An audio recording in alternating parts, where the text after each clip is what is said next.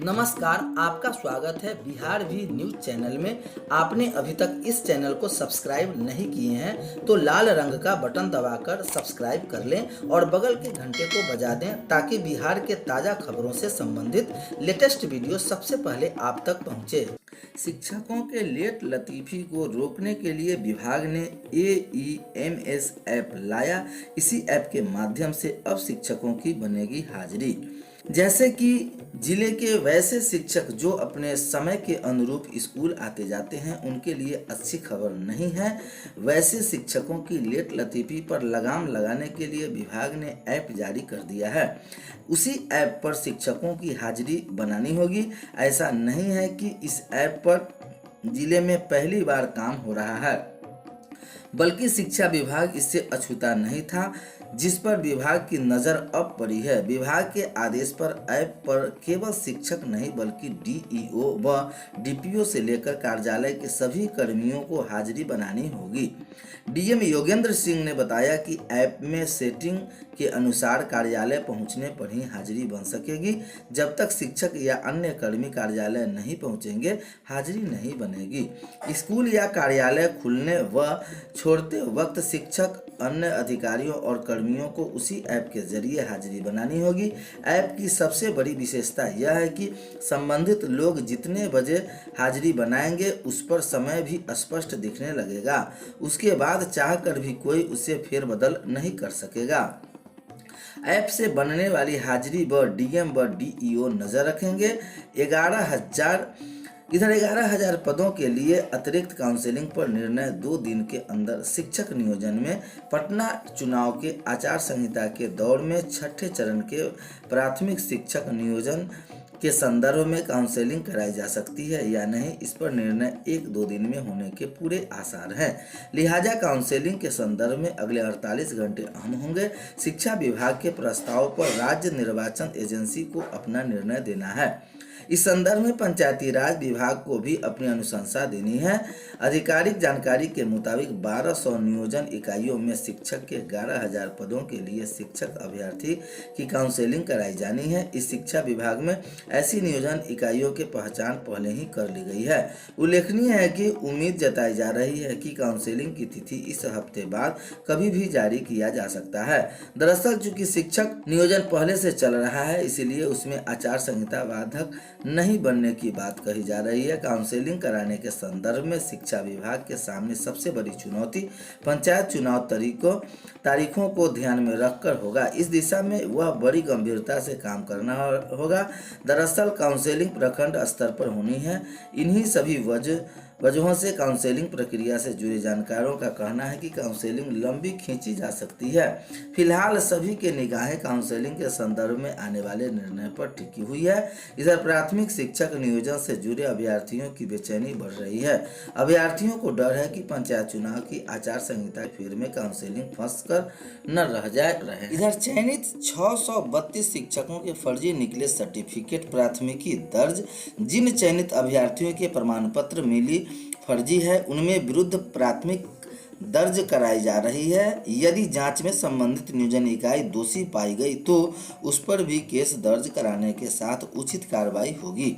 संजय कुमार अपर मुख्य सचिव ने जारी किया निर्देश। कहा, राज्य में चल रही 94,000 प्रारंभिक शिक्षकों की नियोजन प्रक्रिया के दौरान जांच में फर्जी प्रमाण पत्र पकड़े जा रहे हैं। जिन चयनित शिक्षक अभ्यर्थी के प्रमाण पत्र फर्जी निकले हैं उन पर सरकार एक्शन में है। शिक्षा विभाग के पोर्टल पर नियोजन इकाइयों द्वारा तकरीबन 49,348 चयनित अभ्यर्थियों के प्रमाण पत्र अपलोड किए गए हैं, जिनकी जांच चल रही है। अब तक 632 प्रमाण पत्र फर्जी पाए गए हैं।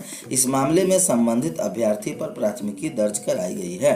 जिले से आई रिपोर्ट के मुताबिक सभी 38 जिलों में चयनित अभ्यर्थियों के प्रमाण पत्र पोर्टल पर अपलोड किए जा चुके हैं। इन प्रमाण पत्रों में 64% की जांच पूरी हो चुकी है। इसमें से नालंदा के 63, बक्सर के 63 और बक्सर में 121, सारण में 23, नवादा 42, बेगूसराय 19 चयनित अभ्यर्थियों के प्रमाण पत्र पर फर्जी पाए गए हैं।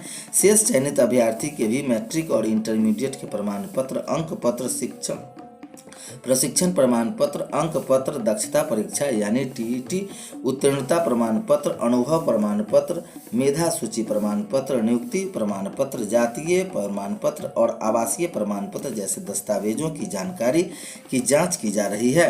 ऐसी संभावना है कि जांच में अभी और प्रमाण पत्र फर्जी निकले जा सकते हैं। इधर पंचायत चुनाव के पहले चरण में 72 पदों पर पर्चा नहीं भर जनता ने दिया बड़ा संदेश। त्रिस्तरीय पंचायत चुनाव में ग्राम कचहरी के वार्ड पंच पद के लिए 71 और ग्राम पंचायत सदस्य ने एक पद के लिए एक भी पर्चा नहीं भरा है। इसमें सिर्फ एक प्रखंड बेलागंज के 23 वार्ड में पंच पद पर एक भी दावेदार सामने नहीं आया है। इसी तरह औरंगाबाद में 12, जहानाबाद के कांको में 8, कैमूर के कुदरा में 3, नवादा के गोविंदपुर में 7 पद खाली रह गए हैं। वहीं मुंगेर के तारापुर प्रखंड में 3, अरवल जिले में सोनभद्र, बंसी सुपुर्त प्रखंड में 6 वार्ड में कोई नामांकन नहीं किया है। इसी तरह पहले चरण के चुनाव वाले क्षेत्रों में कुल 72 पदों के लिए एक भी पर्चा नहीं भरा गया है। अब 72 पदों पर फिर से कार्यक्रम घोषित करना होगा।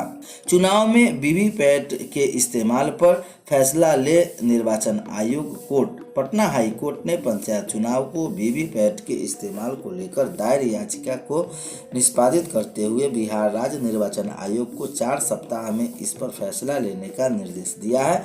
मुख्य न्यायाधीश संजय करोल और न्यायाधीश एस कुमार की खंडपीठ ने उमाशंकर साहनी की याचिका पर सुनवाई करते हुए उक्त निर्देश दिया। याचिकाकर्ता ने पंचायती राज चुनाव में ईवीएम के साथ साथ VVPAT, verifiable paper audit trial system का इस्तेमाल किए जाने की कोर्ट से गुहार लगाई थी। याचिकाकर्ता ने सुप्रीम कोर्ट के 8 अक्टूबर 2013 के आदेश के आलोक में खंडपीठ को बताया कि शीर्ष न्यायालय ने प्रत्येक ईवीएम के साथ वीवीपैट सिस्टम का इस्तेमाल किए जाने पर दिशा निर्देश दिए गए थे, लेकिन बिहार राज्य निर्वाचन आयोग ने जारी पंचायत चुनाव में वीवीपैट के इस्तेमाल पर चुप्पी साध रखी है। याचिकाकर्ता के अधिवक्ता का कहना था कि अगर पंचायत चुनाव में वीवीपैट का इस्तेमाल नहीं होता है तो वह सुप्रीम कोर्ट के दिशा निर्देश का उल्लंघन होगा। इस पर कोर्ट ने याचिका को निष्पादित करते हुए याचिकाकर्ता को शिकायत बिहार राज्य निर्वाचन आयोग के समक्ष रखने का निर्देश दिया है, जिस पर आयोग के 4 सप्ताह के अंदर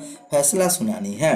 कॉलेज को संबद्ध करने की प्रक्रिया हुई सख्त, ऑनलाइन होंगे आवेदन। कॉलेजों को संबद्ध करने की प्रक्रिया को सख्त कर दिया गया है, जिसमें कॉलेज प्रबंधन व विश्वविद्यालय प्रशासन के बीच होने वाली गड़बड़ियों पर नकेल कसेंगे। राज्यपाल फागू चौहान की सहमति से शिक्षा विभाग ने कॉलेजों के संबद्ध के लिए आवेदन की ऑफलाइन व्यवस्था बंद करने ऑनलाइन अनिवार्य कर दिया गया है। अब 18 अक्टूबर तक संबंधित विश्वविद्यालय